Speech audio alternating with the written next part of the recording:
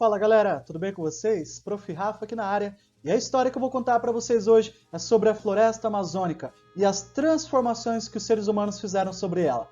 Bora começar! Ainda no tema 4, sobre as transformações da paisagem amazônica, o livro traz na página 75 uma cultura lá da ilha de Marajó, que fica no Pará, chamada de cultura marajoara. A gente falou já da Luzia, falou das pinturas rupestres, mas agora a gente vai falar da arte cerâmica mais antiga do Brasil. O que é uma cerâmica? Cerâmica nada mais é do que um objeto, um artefato feito de barro, de argila.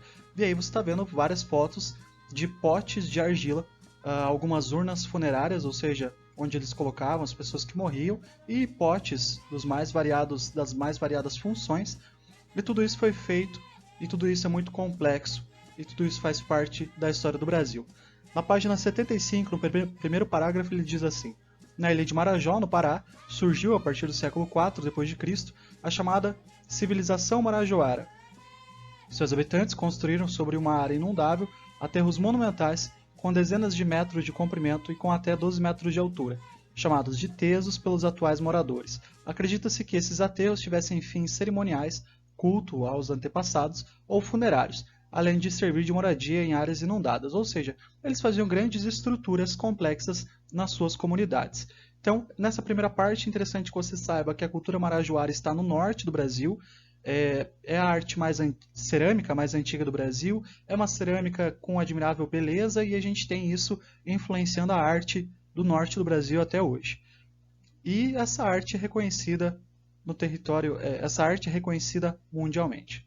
Nessa imagem que você vê é a mesma que está na página 75, só que aqui ela está deitadinha. Isso é uma urna funerária, ou seja, é um pote de argila usado para colocar as pessoas que tinham falecido.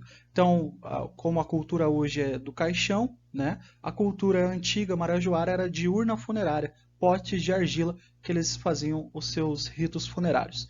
O texto na página 75, no segundo parágrafo, continua assim, ó. A cultura marajoara criou uma tradição de cerâmica de admirável beleza e sofisticação, com decoração de motivos figurativos e abstratos. Muitas peças trazem representações de seres com formas humanas e de animais, ou seja, a estética dessas obras, desses potes com as mais variadas funções, você encontra figuras humanas, que a gente chama de antropomórficas, ou zoomórficas, que são formatos de animais. Para alguns pesquisadores, seria um indício de que aquele povo acreditava no poder do xamã, ou seja, líder espiritual, ao que você chama de pajé nas comunidades indígenas, de se transformar em animais. A complexa cultura marajoara desapareceu antes da chegada dos portugueses ao Brasil. Ou seja, lá pelo ano 1300, esses grupos desapareceram. O que a gente tem hoje são alguns descendentes, mas não dá para falar que são descendentes 100% diretos. Mas há quem diga que pessoas lá da ilha de Marajó, no Pará, tem no seu DNA, né, resquícios dos povos de Marajoara, resquícios desses povos antigos e que, uma curiosidade, eles faziam parte de uma sociedade matriarcal.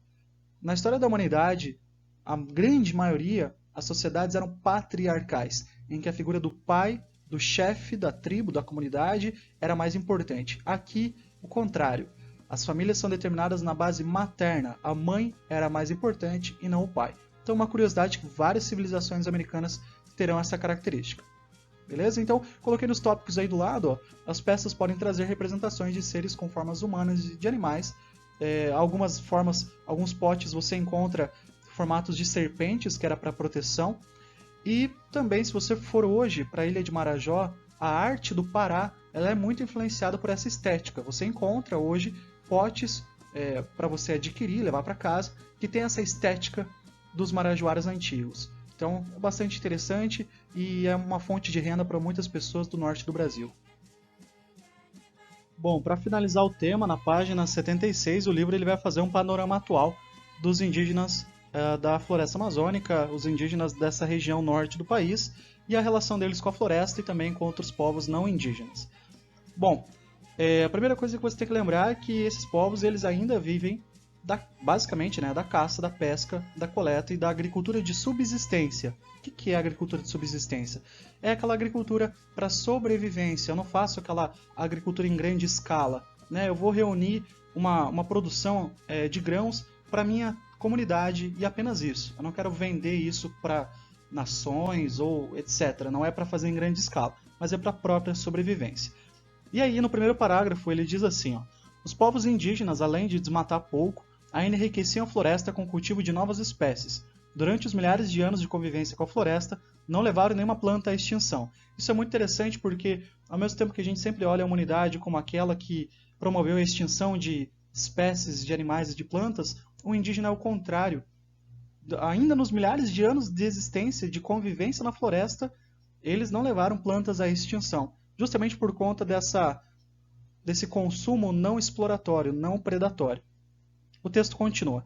É interessante notar que algumas frutas cujos vestígios foram encontrados na caverna da Pedra Pintada, que a gente viu na aula passada, datados de 11 mil anos atrás, ainda existem na região e são muito consumidas pelos atuais indígenas e pelos demais povos da floresta. Ou seja, plantas que existem hoje são as mesmas que existem há milênios atrás, mostrando aí que o indígena ele conseguiu conservar tudo isso. O segundo parágrafo continua. Afinal, o modo como as populações caboclas e ribeirinhas usam a floresta, ou seja, os descendentes dos indígenas, eles reaproveitam capoeiras e plantam árvores. O que é reaproveitar a capoeira? Eu faço uma clareira, monto a minha comunidade lá com as minhas ocas, de repente eu tenho que sair de lá por qualquer motivo, eu me mudo, faço uma dominação territorial em outro lugar e depois volto para o mesmo lugar. Então eu precisei mudar de novo e eu retornei para o mesmo lugar inicial. Eu vou reaproveitar, eu não vou abrir uma nova clareira. Então o indígena tem essa ideia. E o texto continua. Essa ideia deles é bastante parecida com a tradição dos seus antepassados. A crença de que a floresta e os rios são habitados por seres encantados que exigem respeito também contribui para manter o equilíbrio da natureza. Isso aqui, gente, vai dar um choque de culturas entre as comunidades indígenas e não indígenas. Por quê? Porque a cultura ocidental olha a terra, a grande maioria das pessoas olha a terra como uma propriedade privada. O indígena, ele não olha a terra apenas como uma propriedade, mas como uma propriedade espiritual. Ele acredita em seres espirituais que fazem a dominação desses territórios. Ou seja, quando você olha para uma porção de terra e você acha que aquilo é só terra, para o indígena aquilo tem algo especial, tem algo espiritual. Não só plantas, como os animais também. Então essa crença de olhar para a terra e eles têm como a deusa mãe é muito importante, tem um sentido religioso e místico para todos os indígenas. Ainda na página 76, para encerrar, no parágrafo 3, 4 e 5, os desafios e as dificuldades enfrentadas pelos indígenas têm ligação direta com o agronegócio, ou seja, pessoas que fazem a exploração mecanizada da floresta para grande produção, para produção em larga escala, como por exemplo, eu tirar uma área de vegetação para colocar lá apenas uma plantação de uma única espécie, o milho ou a soja, vai acabar com o habitat, vai acabar com a biodiversidade, vai acabar com a estrutura que o indígena precisa para sobreviver. Então você tem uma relação bem complicada, né, achar um meio termo para essas comunidades, porque a partir do momento que eu tenho uma área devastada, eu tenho menos animais na área, eu tenho menor produção de comida, eu tenho menor habitat, enfim. Então, a dificuldade encontrada pelo indígena hoje é que as suas áreas sejam respeitadas e vamos lembrar de novo, né, que para eles faz parte da cultura indígena de que a terra, de que a floresta, de que os animais e as plantas têm algo espiritual e não só apenas para produção e consumo.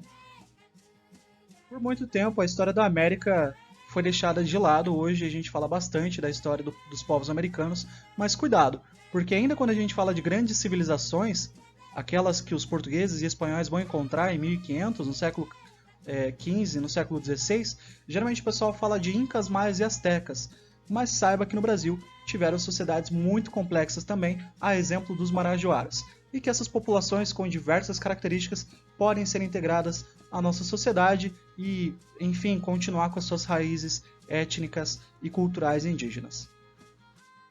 Para resumir e finalizar nossa aula de hoje, o primeiro ponto, então, que a gente falou foi sobre a cultura marajoara, complexa, rica e que pertenceu aos povos do norte do país. E o segundo ponto foi sobre os desafios, as dificuldades que os indígenas presenciam na relação deles com a preservação da Amazônia. É isso. Eu espero que você tenha gostado. Muito obrigado pela atenção e diga tchau. Now the world don't move to the beat of just one drum. What might be right for you, may not